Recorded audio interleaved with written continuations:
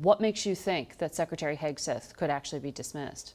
Well, I think he should be dismissed. Whether or not President Trump's going to dismiss him is a whole different conversation. He should never have been nominated in the first place. He is the most untrained, inadequate Secretary of Defense in our nation's history. And look at what he's done at the Pentagon.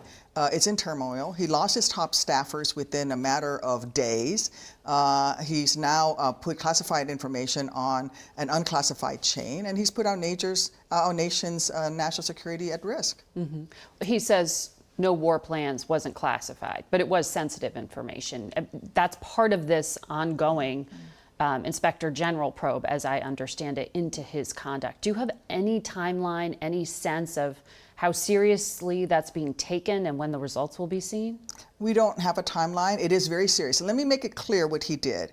He put into an unclassified signal chain that the aircraft are going to be over a certain point in space at a certain point in time. That's classified information. Any basic person getting through military training knows that is classified information. And he did it on a separate chain with his wife and family members. I want to ask you, because you sit on the Senate Foreign Relations Committee along with Armed Services, yes.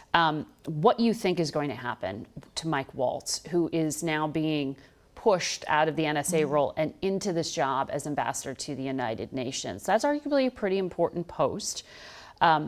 Senate Intel Vice Chairman Mark Warner says it's going to be a brutal hearing. What do you want to know from him, and are you open to confirming him into the job?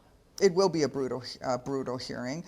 He's not qualified for the job just by nature of the fact that he participated in this signal chain. In fact, I think everybody on that signal chain needs to be fired because not a single one of them spoke up and said, hey, this is inappropriate, we should be in a secure channel. And by the way, what's really interesting was that there was not a single uniformed personnel on that signal chain, which was very clear that it was purposefully done to keep the military personnel with the experience off of that signal chat.